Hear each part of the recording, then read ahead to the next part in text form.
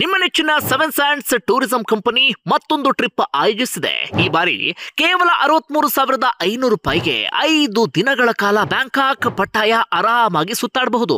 ಈ ಪ್ಯಾಕೇಜ್ ನಲ್ಲಿ flight tickets, 3 star hotel ನಲ್ಲಿ stay, all meals, AC transport ವ್ಯವಸ್ಥೆ, Tiger Park, Pattaya city tour, Coral Island tour with speed boat, Bangkok city tour, Safari World, 24x7 Kannada tour manager assistance ಜೊತೆಗೆ travel insurance ಇರುತ್ತೆ. ಹೊರಡುವ ದಿನ ಇದೆ 14 April. ಕೆಲವೇ ಸೀಟುಗಳು ಲಭ್ಯ. ಆಸಕ್ತರು ಈ ಕೆಳಗಿನ ಕಾಂಟ್ಯಾಕ್ಟ್ ನಂಬರ್ಗೆ ಕಾಲ್ ಮಾಡಿ ಈಗಲೇ ನಿಮ್ಮ ಸೀಟನ್ನ ಬುಕ್ ಮಾಡಿ. ಬಂಧುಗಳೇ ನಮಸ್ಕಾರ, ಹೇಗಿದ್ದೀರಿ ನೀವೆಲ್ಲರೂ? ನಾನು ಸುಬ್ರಹ್ಮಣ್ಯ ಎಸ್ ಹಂಡಿಗೆ. ಬಂಧುಗಳೇ, ಮಗಳ ಭೀಕರ ಸಾವಿಗೆ ಪೊಲೀಸರಿಂದ ನ್ಯಾಯ ಸಿಗಲಿಲ್ಲ ಎನ್ನುವ ಕಾರಣಕ್ಕಾಗಿ ತಾಯಿ ಪ್ರಾಣ ಕಳ್ಕೊಂಡಿರುವಂತಹ ದಾರುಣ ಘಟನೆಗೆ ಮಂಡ್ಯ ಸಾಕ್ಷಿಯಾಗಿದೆ. ಈ ಘಟನೆಗೆ ಸಂಬಂಧಪಟ್ಟ ಹಾಗೆ ಸದ್ಯ ಸಾಕಷ್ಟು ಚರ್ಚೆ ಆಗ್ತಾ ಇದೆ. ಹೆಚ್ಚು ಕಡಿಮೆ 20 ದಿನದ ಅಂತರದಲ್ಲಿ ತಾಯಿ ಮಗಳು ಇಬ್ಬರೂ ಕೂಡ ಪ್ರಾಣವನ್ನ ಕಳ್ಕೊಂಡಿದ್ದಾರೆ. ಮೊದಲು ಮಗಳು ಸಾವನ್ನಪ್ಪಿದ್ರೆ ಅದಾದ 20 ದಿನದ ಬಳಿಕ ಇದೀಗ ತಾಯಿ ಕೂಡ ಪ್ರಾಣವನ್ನ ಕಳ್ಕೊಂಡಿದ್ದಾರೆ. ಸದ್ಯ ತಾಯಿಯ ಸಾವಿಗೆ ಸಂಬಂಧಪಟ್ಟ ಹಾಗೆ ಸಾಕಷ್ಟು ಚರ್ಚೆ ಆಗ್ತಾ ಇದೆ. ಆ ಭಾಗದ ಜನ ಪೊಲೀಸ್ ಇಲಾಖೆಯ ವಿರುದ್ಧ ತೀವ್ರ ಆಕ್ರೋಶವನ್ನ ಹೊರಹಾಕ್ತಿದ್ದಾರೆ. ಇದು ಮಂಡ್ಯ ಪೊಲೀಸರೇ ಮಾಡಿದಂತ ಕೊಲೆ ಎನ್ನುವ ರೀತಿಯಲ್ಲಿ ತಮ್ಮ ಸಿಟ್ಟನ್ನ ವ್ಯಕ್ತಪಡಿಸ್ತಾ ಇದ್ದಾರೆ. ಏನಿದು ಘಟನೆ, ಒಂದಷ್ಟು ವಿವರವನ್ನ ಗಮನಿಸ್ತಾ ಹೋಗೋಣ. ಬಂಧುಗಳೇ, ಈ ಘಟನೆ ನಡೆದಿದ್ದು ಮಂಡ್ಯದ ಹೆಬ್ಬಕವಾಡಿ ಗ್ರಾಮದಲ್ಲಿ. ಆ ಗ್ರಾಮದ ವಿಜಯಲಕ್ಷ್ಮಿ ಎನ್ನುವಂತ ಹೆಣ್ಣುಮಗಳು 20ರಿಂದ 21 ವಯಸ್ಸಿನ ಆಸುಪಾಸು. ಪಕ್ಕದ ಮಾರಸಿಂಗನಹಳ್ಳಿಯ ಹರಿಕೃಷ್ಣ ಎನ್ನುವಂತ ಯುವಕ ಹೆಚ್ಚು ಕಡಿಮೆ ಅದೇ ವಯಸ್ಸಿನವನು ಆತ. ಇವರಿಬ್ರು ಕೂಡ 1.5 ವರ್ಷದಿಂದ ಪರಸ್ಪರ ಪ್ರೀತಿಸ್ತಾ ಇದ್ರು. ಪ್ರೀತಿ ಇನ್ನೊಂದು ಹಂತಕ್ಕೂ ಕೂಡ ಹೋಗಿರುತ್ತೆ. ಆತ ಈಕೆಯನ್ನ ಬೇರೆ ಬೇರೆ ಕಡೆಗಳಲ್ಲಿ ಕರ್ಕೊಂಡು ಹೋಗಿ, ಲಾಡ್ಜು ಅಥವಾ ಬೇರೆ ಬೇರೆ ಕಡೆಗಳಲ್ಲಿ ಕರ್ಕೊಂಡು ಹೋಗಿ ದೈಹಿಕ ಸಂಪರ್ಕವನ್ನ ಬೆಳೆಸಿರ್ತಾನಂತೆ. ಜೊತೆಗೆ ನಾವು ಮುಂದಿನ ದಿನಗಳಲ್ಲಿ ಬದುಕನ್ನ ಕಟ್ಕೊಳ್ಳೋಣ, ಪರಸ್ಪರ ಮದುವೆ ಆಗೋಣ, ಈ ರೀತಿಯಾಗಿ ಈಕೆಯಲ್ಲಿ ಆಸೆಯನ್ನು ತುಂಬಿಸಿರ್ತಾನೆ. ಇದರ ನಡುವೆ ಹರಿಕೃಷ್ಣ ಇನ್ನೂ 3-4 ಹುಡುಗಿಯರ ಜೊತೆಗೆ ಅದೇ ರೀತಿ ಇದ್ದ ಎನ್ನುವಂತ ಸಂಗತಿ ವಿಜಯಲಕ್ಷ್ಮಿಗೆ ಗೊತ್ತಾಗುತ್ತೆ. ವಿಜಯಲಕ್ಷ್ಮಿ ಆತನ ಜೊತೆಗೆ ಬದುಕನ್ನ ಕಟ್ಕೊಳ್ಳುವಂತ ಕನಸನ್ನ ಕಂಡಿರ್ತಾಳೆ, ಮದುವೆ ಆಗಬೇಕು ಅಂತ ಆಸೆ ಪಟ್ಟಿರ್ತಾಳೆ. ಆತನೇ ಎಲ್ಲ ಅಥವಾ ನನ್ನ ಬದುಕಿನ ಸರ್ವಸ್ವ ಅಂತ ಆಕೆ ಅಂದ್ಕೊಂಡಿರ್ತಾಳೆ. ಆದ್ರೆ ಹರಿಕೃಷ್ಣನಿಗೆ ವಿಜಯಲಕ್ಷ್ಮಿ ಬೇರೆ ಹುಡುಗಿಯರ ರೀತಿಯಲ್ಲಿ ಇವಳು ಒಬ್ಳು ಎನ್ನುವ ರೀತಿಯಲ್ಲಿ ಆತ ಭಾವಿಸಿದ್ದ.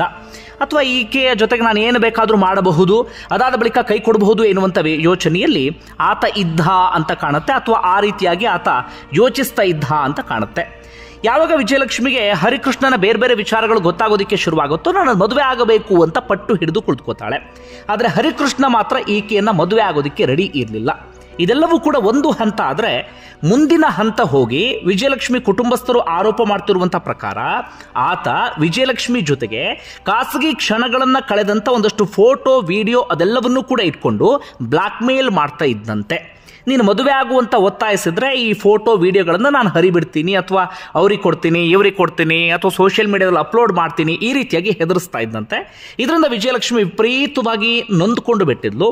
ಮನೆಯಲ್ಲೂ ಹೇಳಿಕೊಳ್ಳಲಾಗದೆ, ಫ್ರೆಂಡ್ಸ್ ಜೊತೆಯೂ ಹಂಚಿಕೊಳ್ಳಲಾಗದೆ ತನ್ನೊಳಗೆ ತಾನು ಇಟ್ಕೊಂಡು ಸಂಕಟ ಪಡ್ತಾ ಇದ್ಲು.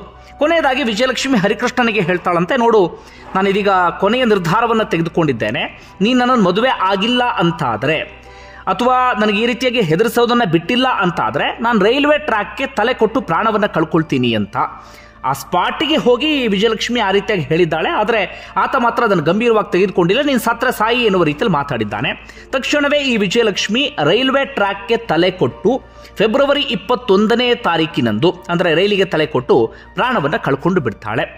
ಇಷ್ಟೆಲ್ಲ ಆಗ್ತಾ ಇದ್ದ ಹಾಗೆ ವಿಜಯಲಕ್ಷ್ಮಿ ಕುಟುಂಬಸ್ಥರು ಸಹಜವಾಗಿ ರೊಚ್ಚಿಗೇಳ್ತಾರೆ. ಹರಿಕೃಷ್ಣನನ್ನ ಬಂಧಿಸಲೇಬೇಕು ಅಂತ ಒತ್ತಾಯಿಸೋದಕ್ಕೆ ಶುರು ಮಾಡ್ಕೊಳ್ತಾರೆ.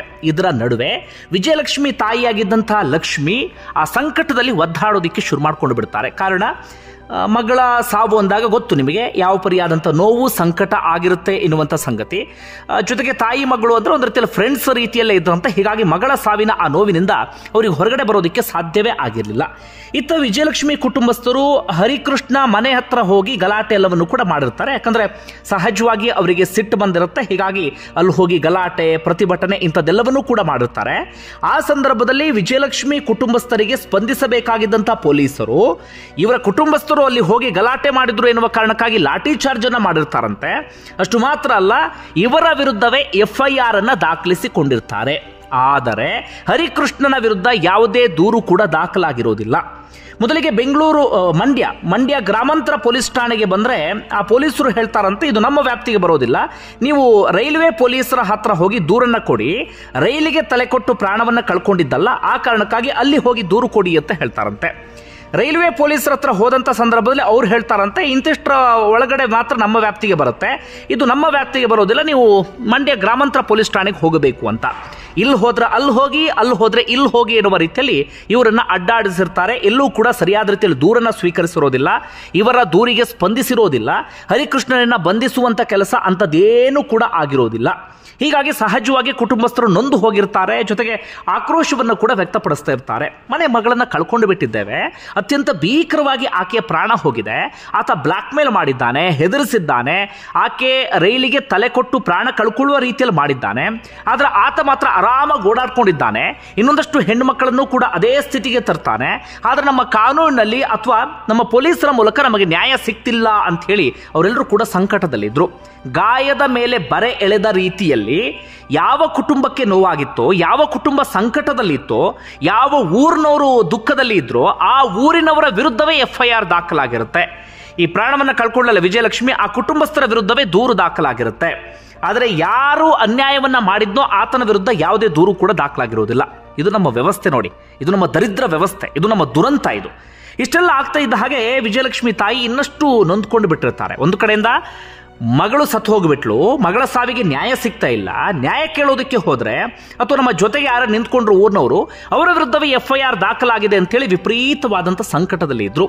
ಕೊನೆಯದಾಗಿ ಇದೆಲ್ಲವನ್ನು ಕೂಡ ನೋಡೋದಕ್ಕೆ ಸಾಧ್ಯ ಆಗದೆ ವಿಜಯಲಕ್ಷ್ಮಿ ತಾಯಿಯಾಗಿರುವಂಥ ಲಕ್ಷ್ಮಿ ನಿನ್ನೆ ಪ್ರಾಣವನ್ನ ಕಳ್ಕೊಂಡು ಬಿಟ್ಟಿದ್ದಾರೆ. ಕೇವಲ 20 ದಿನದ ಅಂತರದಲ್ಲಿ ತಾಯಿ ಮಗಳು ಇಬ್ಬರೂ ಕೂಡ ಸಾವನ್ನಪ್ಪಿದ್ದಾರೆ. ಇಷ್ಟೆಲ್ಲ ಆಗ್ತಾ ಇದ್ದ ಹಾಗೆ ಎಚ್ಚೆತ್ತುಕೊಂಡಂತ ಮಂಡ್ಯ ಗ್ರಾಮಾಂತರ ಪೊಲೀಸ್ ಠಾಣೆಯ ಪೊಲೀಸರು ತರಾತುರಿಯಲ್ಲಿ ಹರಿಕೃಷ್ಣ ಜೊತೆಗೆ ಇನ್ನು 19 ಜನರ ವಿರುದ್ಧ FIR ದಾಖಲಿಸಿಕೊಂಡಿದ್ದಾರೆ. ಜೊತೆಗೆ ಅವರೆಲ್ಲರನ್ನೂ ಕೂಡ ಇದೀಗ ಬಂಧಿಸಿದ್ದಾರೆ. ಮೊದಲೇ ಪೊಲೀಸರು ಈ ಕೆಲಸವನ್ನ ಮಾಡಿದ್ರೆ, ಮೊದಲೇ ವಿಜಯಲಕ್ಷ್ಮಿ ಕುಟುಂಬಸ್ಥರಿಗೆ ಸ್ಪಂದಿಸಿದ್ರೆ ಅಥವಾ ಸರಿಯಾದ ರೀತಿಯಲ್ಲಿ ಅವರ ನೆರವಿಗೆ ಬಂದಿದ್ರೆ ಇವತ್ತು ಇನ್ನೊಂದು ಜೀವ ಹೋಗ್ತಾ ಇರಲಿಲ್ಲ, ಇನ್ನೊಂದು ಜೀವವನ್ನು ಉಳಿಸಿಕೊಳ್ಳಬಹುದಿತ್ತು.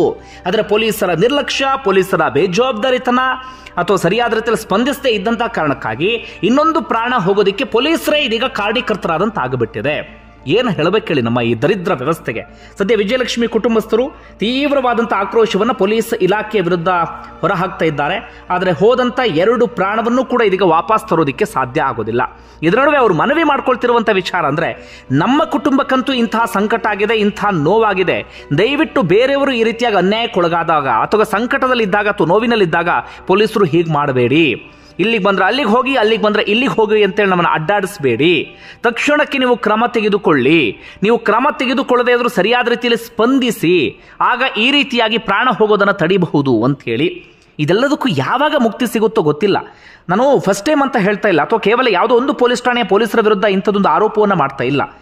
ನನಗೆ ಸಾಕಷ್ಟು ಇಂತಹ ದೂರುಗಳು ಬರ್ತಿರುತ್ತೆ, ಅಥವಾ ನಮಗೆ ಫೋನ್ ಮಾಡಿ ಹೇಳ್ತಿರ್ತಾರೆ, ನೋಡಿ ಈ ರೀತಿಯಾಗಿ ಅನ್ಯಾಯಕ್ಕಾಗಿದೆ, ಪೊಲೀಸರ ಹತ್ರ ಹೋದರೆ ದೂರು ದಾಖಲಿಸ್ಕೊಳ್ತಾ ಇಲ್ಲ, FIR ಆಗ್ತಾ ಇಲ್ಲ, ನಾನಾ ರೀತಿಯಾದಂಥ ಕಾರಣವನ್ನು ಕೊಡ್ತಾ ಇದ್ದಾರೆ, ತನಿಖೆ ಮಾಡೋದಕ್ಕೆ ಅವ್ರು ರೆಡಿ ಇಲ್ಲ, ಹೀಗಾಗ್ಬಿಟ್ರೆ ಹೇಗೆ ಸರ್ ಅಂತ ಹೇಳಿ ಪ್ರಶ್ನೆ ಮಾಡ್ತಿರ್ತಾರೆ. ಯಾಕೆ ಹೀಗಾಗ್ತಿದೆ ಅರ್ಥ ಆಗ್ತಿಲ್ಲ. ಪೊಲೀಸ್ ಇಲಾಖೆ ಇರೋದು ಯಾಕೆ ಹೇಳಿ? ಈಗ ಹರಿಕೃಷ್ಣನನ್ನ ಬಂಧಿಸಿ ತರಾತುರಿಯಲ್ಲಿ ಕ್ರಮ ತೆಗೆದುಕೊಂಡ್ರಲ್ಲ, ಆಗ ದೂರು ದಾಖಲಾದ ಸಂದರ್ಭದಲ್ಲೇ ಇಂಥದ್ದೊಂದು ಕೆಲಸವನ್ನ ಮಾಡಬಹುದಿತ್ತಲ್ಲ. ಆಕೆ ಕೊನೆಯದಾಗ ಒಂದು ಲೆಟರ್ನ ಕೂಡ ಬರೆದಿಟ್ಟು ಹೋಗಿದ್ಲು. ಈಗ ವಿಜಯಲಕ್ಷ್ಮಿ ತಾಯಿ ಕೂಡ ಅದೇ ರೀತಿಯಾಗಿ ಲೆಟರ್ನ ಬರೆದಿಟ್ಟು ಹೋಗಿದ್ದಾರೆ. ಪೊಲೀಸರಿಂದ ಅನ್ಯಾಯ ಆಯಿತು, ಈ ಕಾರಣಕ್ಕಾಗಿ ನಾನು ಸಾವನ್ನಪ್ಪಿದ್ದೇನೆ ಅಂತ ಹೇಳಿ. ಈಗ ಯಾರ ವಿರುದ್ಧ ಕ್ರಮ ಆಗಬೇಕು ಹೇಳಿ? ಯಾರ ವಿರುದ್ಧ ಕ್ರಮ ಆಗಬೇಕು? ಪ್ರತಿ ಪ್ರಕರಣದಲ್ಲೂ ಕೂಡ ಇಂಥದ್ದೇ ಆಗ್ತಾ ಇದೆ. ಯಾವಾಗ ಇದೆಲ್ಲವೂ ಕೂಡ ಬದಲಾಗುತ್ತೋ ಗೊತ್ತಿಲ್ಲ. ಬಂಧುಗಳೇ, ನಿಮ್ಗೆ ಏನಿಸುತ್ತೆ ಅದನ್ನು ಕಮೆಂಟ್ ಬಾಕ್ಸಲ್ಲಿ ಮೆನ್ಷನ್ ಮಾಡಿ. ಧನ್ಯವಾದ ವಿಡಿಯೋ ನೋಡಿದ್ದಕ್ಕಾಗಿ.